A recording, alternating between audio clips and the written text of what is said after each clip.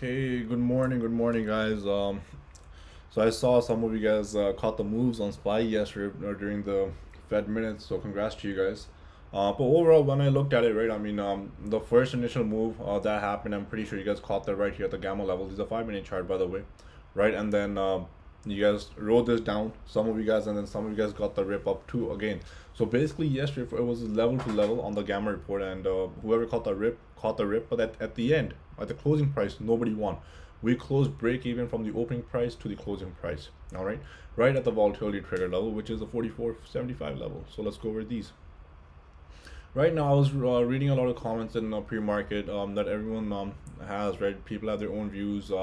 Tom Lee, great guy. I love listening to his views, right? He's usually right, but not everyone can be right all the time.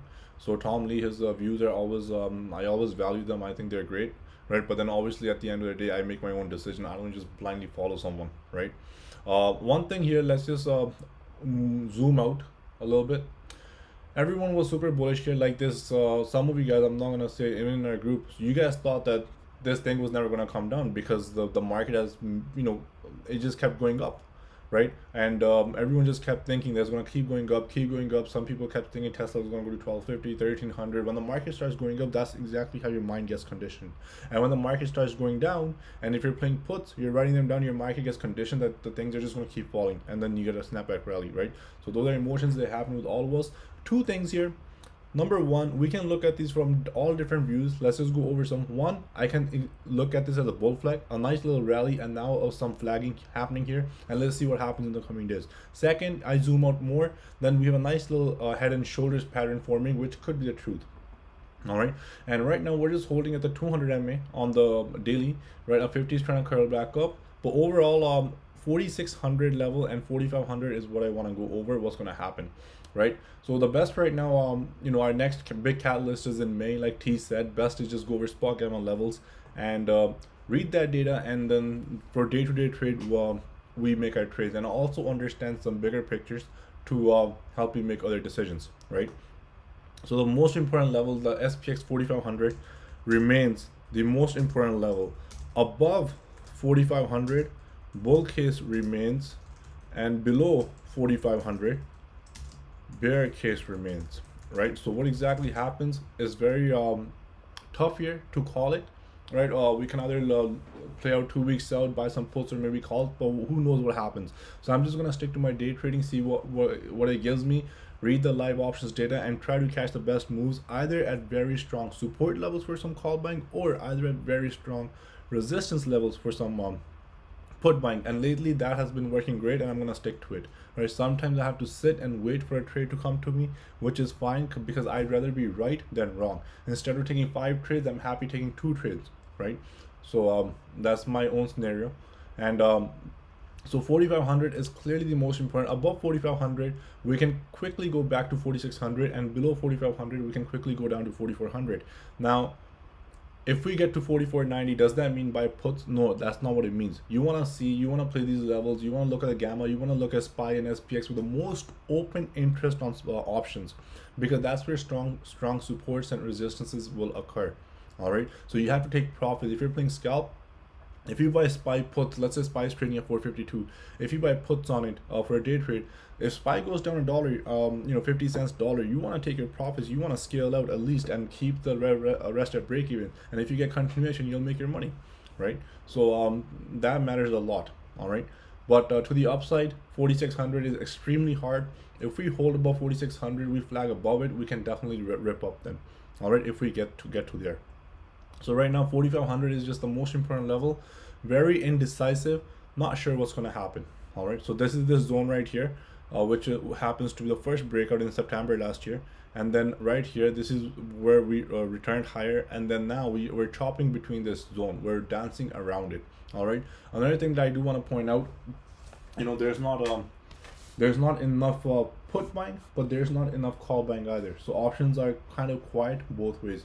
Now, do people have some protection in puts? Yes, they do, but it's not as high, right? So spot gamma gives you some good tips today, right? It's not about making a play on the data. From spot gamma today basically gives you a little psychological stuff, that how you should be conditioned and how you should be prepared. All right, expect both sides we can rip up or down, anything can happen.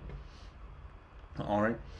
And volatility trigger today happens to be 44.75, means 44.75 can act as strong support and resistance at the same time. All right, so 45.75, keep an eye on it. If we I'm not sure what's SPX trading at right now. If we open above it and we go to 44.75, we should bounce.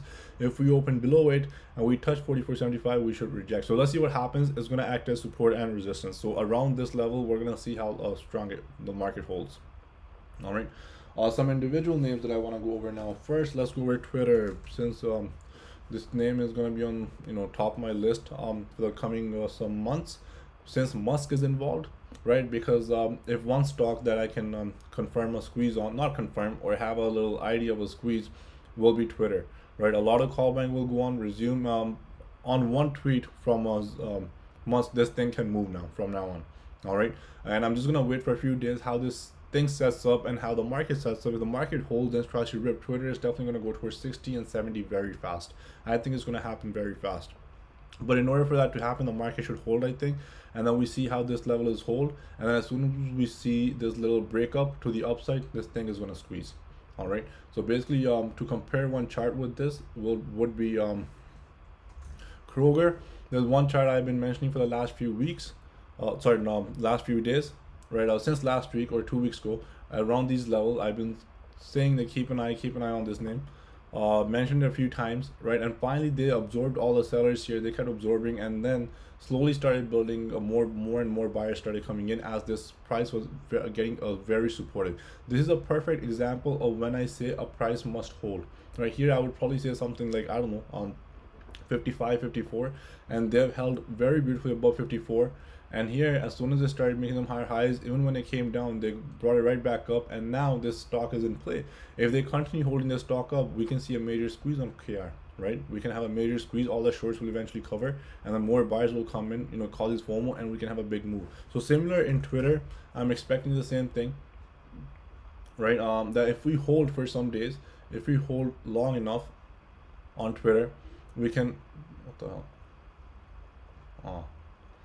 If we hold long enough on Twitter, we can definitely rip up, right? So I want to see for a few days what's going to happen, and then we see where this thing is going to go. Am I going to buy the options right now? Hell no. I do have some leaps, but I'm not going to buy the others. Facebook, beautiful move above the 50 MA, rejected. It was retesting it again, basically sort of bull flagging here. So as long as we continue holding about 220, I think about 220 is 232, and then 236 important. Above 236, we have straight 250 on Facebook. All right, I know a lot of you guys like playing Facebook, but this has to happen. So 220 must be defended. If the market gives up again, we go red. Facebook's probably going to dump maybe $10, who knows, right? But it's just holding on to the 50 MA right now. Let's see how this behaves. A nice little rejection candle on Tuesday. And right now 220 will be important for it to hold. If it goes below 220 and holds underneath, then this is signaling more weakness. Then just avoid calls until it gets back above 220 on the 50 MA. All right. Then we have Apple. Bear spreads worked out great. In Apple, I did not buy puts. I was in bear spreads. Bear spreads and puts are two different things. Here on Apple, I sold premium above these levels, right? And then I basically buy them cheaper at lower prices. All right. And puts, if you buy puts here on this day on Apple, and Apple does not move too much, you're gonna get killed on theta and time decay. Right, so that's why I do some bear spreads sometimes when I think the stock can at least hold sideways, and that's exactly what happened here after this entire rally. It's not just going to keep on going straight up. All right, so Apple, and for Apple, 170 is a must hold, by the way. We fail 170, we're likely going to test the 50 MA as well, which happens to be roughly around 167, 168. All right, that can happen today or maybe in the coming days. I have no idea. Do we go bullish today? I have no idea. We're opening a little lower in the pre-market, I think. Maybe we fill the gap here to this candle, and if we break yesterday's low, we come down again. Then wait until tomorrow. Maybe we might have some Vanna fuel. Right, read the spot gamma today. We might get some Vanna rally, which is possible. All right, so keeping both sides open here. Apple here very decisive. I have no idea what position I would take on Apple here. Right, I'm fully flat on Apple here right now, and I just want to see what's going to happen here. Is this going to act as strong support zone, or is this going to act as strong resistance? For that, for me to figure out, I need another few more days, and then I see what play I want to make on Apple. Amazon. Nice little rip, failed. Yash caught these puts here, great, right? A nice little failure of bull flag. Same thing as Apple. Amazon is just in a very indecisive zone right now. We can go test the 50 MA near 3100 or the upside. Let's see what happens here. Not going to jump into too many positions. Overall, the chart says buy puts, but I'm not going to buy puts because I do understand that it can easily consolidate today and make a reversal candle, right? It's in a very, very indecisive zone. All right, super indecisive zone. Like Amazon here does not know what to do if you go in the past price action. All right, it just keeps visiting this 3300 area. So be patient on it. If you're day trading, you catch the move, it pays, right? The puts on Amazon went from 7 to 50 plus, I think, the one that Yash bought in 2 days, right? So congrats on that. That was a big play. CCL reopening play was getting a lot of call for, was looking beautiful, but again they took it above 50 MA, a nice little rejection from 21, and it's back to 19 bucks, right? It's down at $2, right? It's 10% move almost. CCL again, it would need above a 50 MA, some reopening news, right? Maybe a catalyst or maybe just a strong in general, right? They reported the busiest booking week, I think, last week, and now this thing needs to hold above the 50 MA, right? If we can continue holding above the 50 MA, we can definitely go higher, but otherwise it gave up gains. Avoid right now. Basically, me personally, I'm avoiding longs and shorts here right now. I'm playing both ways. Whatever the trade gives, I will take and I will play. All right, I'm not here trying to pick one side. RCL, similar action. I'm not gonna go over it. It's the same, almost Bitcoin, and then we'll go over MSTR. Bitcoin, nice little rejection at the 200 MA. If you follow it, these 50 and 200 MA worked beautifully on Bitcoin. As you guys can see here, it rode the 50 MA for many months, and then 50 MA became a little resistance, and then we failed below the 200 MA. Then 50 MA became resistance again above, then we held it, and so on and so on. And now Bitcoin also in a very indecisive zone. So when you guys zoom out of these charts, you guys will see these are the previous first time breakout levels, and then in between they dance around, and Bitcoin just stuck here near 43,000, going up a few thousand or getting rejected. Do we hold above the 50 MA or do we go up or down? I have no idea. You can be biased. If you love Bitcoin, it's going to go up. In long term, I think it goes higher, but how about the short term where I want to trade and make money, right? So let's see what happens here. It just better hold above the 50 MA, that's all I'll say. So Bitcoin stocks here also, for short-term trading, I would not touch. For short term, it can be deadly. Their premiums are really high. MSTR, same, very indecisive. So the market is playing, attack and defense at the same time, basically here, right? Very indecisive. Let's see if this support is held. If it's held, we reverse higher. If Bitcoin breaks, this breaks also. All right. Financial sector, which includes the JPM, Goldman Sachs, all the banks. Maybe the 50 and 200 MA may touch. This T posted a little technical terminology stuff for you guys yesterday, calling that this could be a morning star and this can absolutely rip today. Is that possible? It's absolutely possible, and then my resistance will be the 200 moving day average if that scenario does play out, right? Because banks came down a lot. So somebody is asking for JPM. Lord's JPM came down a lot. Can it bounce from this level? It filled this gap here. There's one gap down below. Maybe it bounces today towards 135, 137, or maybe it does not and goes right back down. It's very hard to play it here. In order to play banks right now, what you have to understand, more than technical, you need to understand the bonds movement, you need to understand the inversion, you need to understand the yields, you need to understand the rates and everything, right? And now, Yash, I read your statement that rates are going up, banks are going to make money, so why should I sell them? There's much more to it, right? Which I'm also looking into, so I'm not going to make too many comments, but expect everything, anything is possible, right? So banks here, this morning star candle, technically you can see a bounce today, but let's see what happens. I have no idea, right? We're at strong support. At the same time, it looks weak. It can go lower also, right? And we do have earnings, I believe, as per trading view on 13th of April, right? So premiums will be jacked. Be careful how you play them for next week. Weeklies, if you're playing weekly calls or puts, expect zero. They're gamblers' plays. I will say straight to your face, if you're playing weeklies, you're in a casino, you're gambling. Even if I'm playing a weekly SPY call or put, right? It's just a scalp. There's nothing I would hold overnight in this market. Alright, that's my personal opinion. You're playing weeklies overnight thinking this is going to happen tomorrow. You're basically playing roulette, black and red, basically. To be honest, I don't care who you are, even if you're LB, T, Darsh, right? I'm sorry, I love you guys, but this is for our other traders who's that I need to let you guys know. Alright, if you're playing weeklies, make sure your account is long, big enough for you to take on those losses, right? Weeklies here, next day, anything can happen. I have no idea personally. Even if I'm taking a weekly call, it's probably going to be a lotto, or I understand it's a hero or zero. As simple as that. All right. So buy some time to be on the safe side. But this month, a lot of earnings, so it's going to be hard because premiums will be jacked. So be careful how you play options this month. Tesla back below 1070. And we rejected right at our trend line here, by the way, before I remove this, right? So this bull flag did not play out, and then we're back in this support zone also drawn here, right?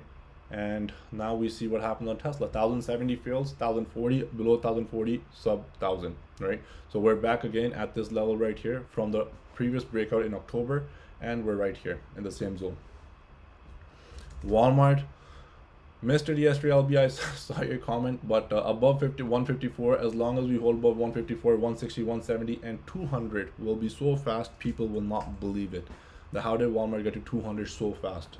In a few months, as long as 154 holds, 200 will be very fast on Walmart. Now this run here basically is a lot of strength in it. On the weekly, there's a huge breakout. Basically, what I want on Walmart now to buy the dip and go long is a retest of this level right here, which is roughly 150 plus 152, right? I want this zone retest, right? If we do get a retest of this zone sometime in the near future, I hope we get it, right? If we get the retest of this zone, I will probably buy the dip in Walmart on a possible continuation to all-time highs.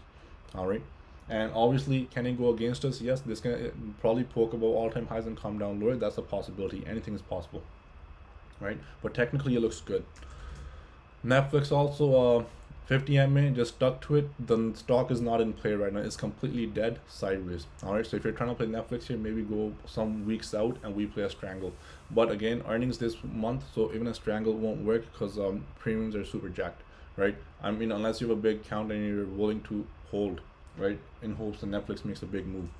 Pins, I'm very happy I took some profits on this pop above, bringing my average down. Right? Currently, I'm like pretty much break even on my position, right? Or maybe up 5-10% down, but which is still fine. We're giving this big red move down because I took some profits. But pins also just sideways. If the market holds, Facebook, Twitter, these names start going again. Snap, then pins can snap back. Pins can go back with the 50 MA and go higher. The good thing here is our calls are holding premium because we do have earnings in between in May. So our calls are not going to lose too much now. So I'm just going to hold, see what happens. The market rips up, this goes higher. And lastly, your managed count. Don't be in a rush. We'll do a very powerful session this week. Most likely Sunday night, I would say. Right, we'll do a very good session Sunday night or Monday night. Right, we'll spend some time on it, and I want the entire team in on that. Right, LBT, Bucky, Swaggy, everyone, and let's discuss some things, how to position ourselves for the month end and the OPEX. See you guys in the chat. Trade well, manage well.